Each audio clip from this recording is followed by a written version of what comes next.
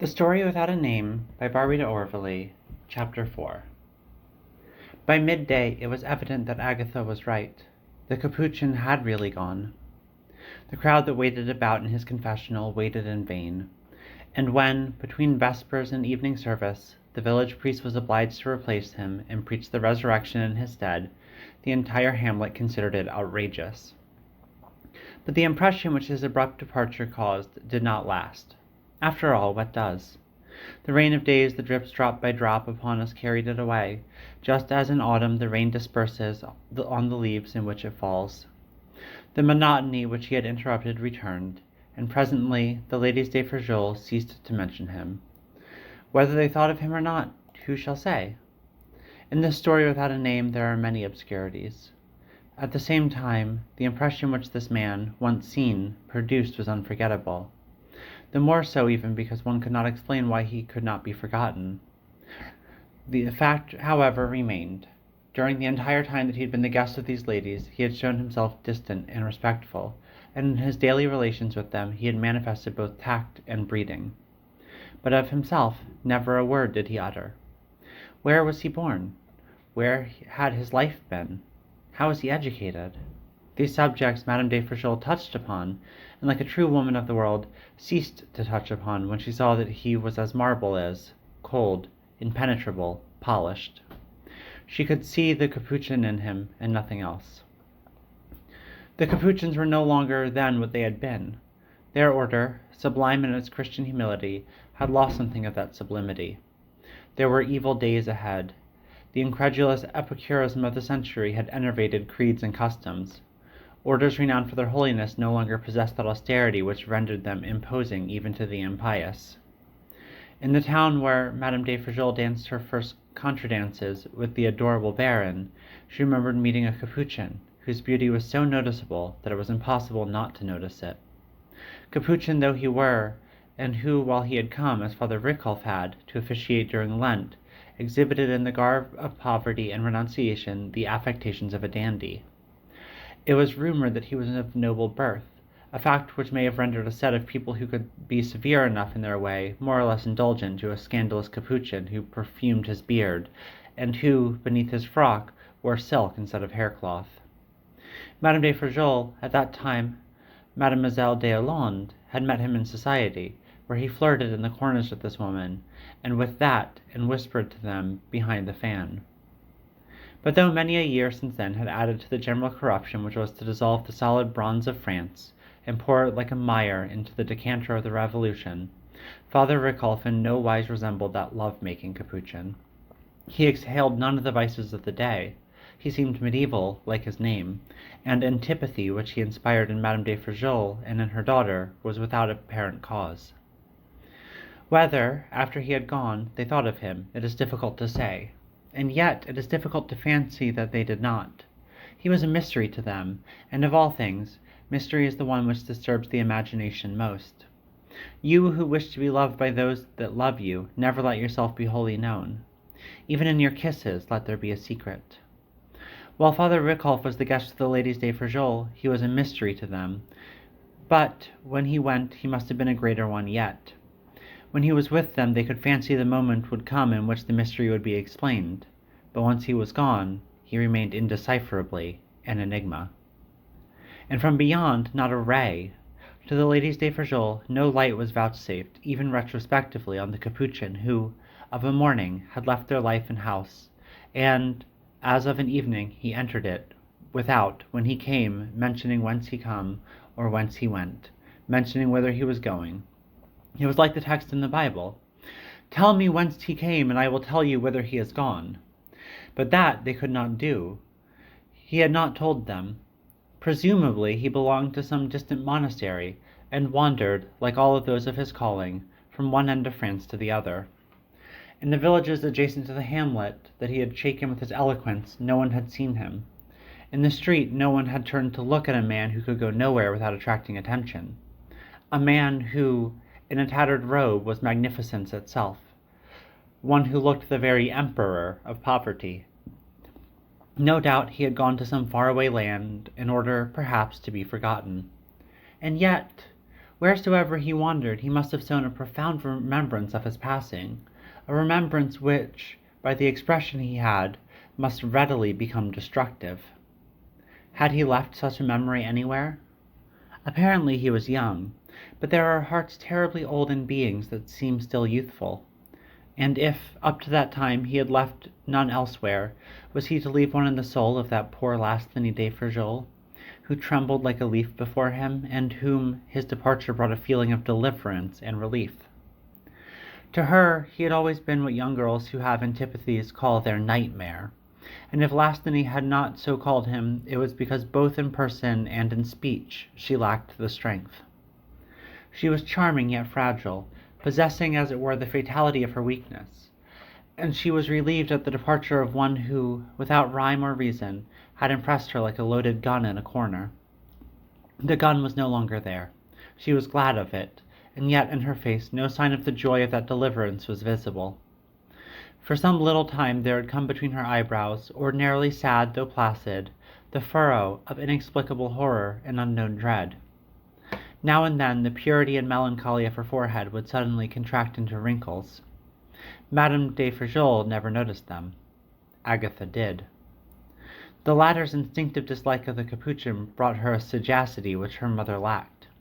Had she been an Italian, she would have believed in the evil eye. She would have thought of that mysterious giadatura by which the passionate Italians, who believe only in love and hate, explain any misfortune which they do not understand. But Agatha was Norman, and the superstitions of her country were of a different kind. She believed in witchcraft, in invisible spells, and she suspected Father Ricolf of being capable of casting one, and of casting one on Lastheny. Why on Lastheny, who was sweetness and innocence personified?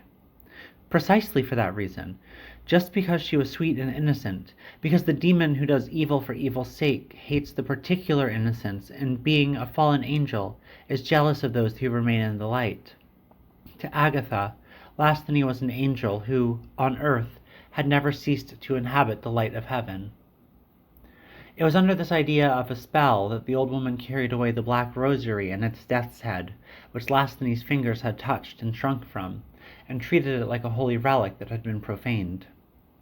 Fire purifies everything, and piously she burned it. But the spell which she had imagined was still effective. It had come from hell, where everything is burning, and, like a burn that burrows and sears in the flesh, she fancied it burrowing and searing into Lastheny's soul. At the table, from behind Madame de Ferjol's chair, where she stood, a napkin in one hand, a plate in the other, she watched Lastheny, who had ceased to eat, and whose face grew paler day by day. The delicate beauty of the child had begun to fade. It was barely 2 months since Father Ricolf had gone, yet the evil he brought to the house was visibly at work. The diabolic seed which Agatha fancied he had sown was commencing to sprout. It was, however, by no means extraordinary that Lastheny should seem melancholy. She had always been so. Born in a pit that Agatha detested, in a place where at high noon it was hardly daylight, and where she dwelt with a mother who had thought only of her husband, who she had lost, and who never gave a word of tenderness, why, Agatha reflected, without me that darling would never have smiled. Never would she have shown her pretty teeth. But it is not the blues that are affecting her, it's a spell, and a spell is death. Such were Agatha's ruminations. "Are you suffering, mademoiselle?" she would ask, quaking with uneasiness that she could not always hide. "Are you suffering?" And Lastheny, with her pale lips, would not always answer. It is the way young girls have of denying that they suffer when they do so, and Lastheny evidently was suffering. Her eyes were hollow, the lily of the valley of her skin was bruised, and on her opal forehead that furrow between the brows that was of a dream which passes. It expressed something more. Her life externally had not changed. It was the same round of household duties, the same needlework in the embrasure of the same window, the same visits with her mother to church, and the same walks with her along the mountain slope. These walks, as a rule, were taken late in the afternoon, and from the vesperal promenades the ladies rarely returned until they heard the Angelus rising under their feet, and mounting towards them from the depths of the little valley, where the black Romanic church crouched, and sounded what Dante has called the agony of dying day. They descended then into the enshadowed hamlet, and sought the tomb-like church, where it was their custom, every evening, to pray before supper. At times, when Madame de Ferjol, for one reason or another, remained at home, Lastiny would walk alone. There was no imprudence in that. The slopes were safe, and their safety came of their isolation. Strangers and vagabonds rarely passed through a hollow that was closed in on from every side, and where, like a race of troglodytes, there dwelt a sedentary population, of whom many, enchanted by the sombre enchantment of their prison, had never crossed the mountain walls. It was on the other side of the slopes that travellers passed, and with them the mendicants and prowlers of every kind who it might be dangerous for a young girl to meet. But on the valley side there was no one to be feared. Besides, the ladies de Ferjol were almost superstitiously respected. Lastiny could have called by name each of the little goat herds who guarded their charges in the aerial pastures, each of the women who went at evening to the sloping meadows where the cows were milked, and knew each of the trout fishers as well. She knew them all, and they knew her. Then, too, Madame de Ferjol was seldom long separated from her daughter. She rejoined her the more easily because, knowing which way she was going, it was easy to see her from afar, on some slope. For that matter, even from the windows of the gaunt grey house where only the perspective was of the mountain before them, Lastiny was generally in sight. One evening, Lastiny returned earlier than usual, greatly fatigued and more changed than before. The change was not one which only a watchful observer would have noticed. It was a change that was haggard and hard, one that was visible to everyone. To Agatha, who indefatigably inquired how she was, she would no longer deny that she suffered, only she could not explain what it was. "I don't know what is the matter with me," she would say. Her mother, lost as she was in the devotions and in the memories of her husband that devoured her life, thus far had noticed nothing. But that evening she did. Lastiny, who was to have been met by her mother on the mountain-side after prayer, went to the church unable to wait any longer. When she entered, her mother was kneeling before confessional, and she dropped on a bench behind her, worn out with fatigue. The darkness of the church, dark at its brightest, was momentarily increasing. The windows gave no light. But when Madame de Ferjol left the confessional, it was not yet the hour for supper, and, finding Lastiny near her, she remarked that the morrow was a saint's day, and asked her why she did not then prepare herself, that they may partake of a communion together. Lastiny shook her head. She did not care to, and remained where she was while her mother prayed. She was utterly weary, and at that moment there had come to her that indifference which weariness brings. The refusal to confess astonished Madame de Ferjol, who, fearing to encounter a resistance which would have irritated her, did not insist. She accepted it as an added cross. Her annoyance nevertheless was extreme, for her will was as absolute as her faith, and as they left the church together, they returned to their home. Lastiny felt her mother's arms tremble with repressed emotion on her own. On the way, neither spoke. At the corner of the square was a blacksmith, whose forge sent through the open door a tongue of flame. This they crossed, and Lastiny was so white that in the red light, which reddened the entire square, could not redden her pallor, at that moment extreme. "How pale you are!" said Madame de Ferjol. "What is the matter?" Lastiny answered that she was tired.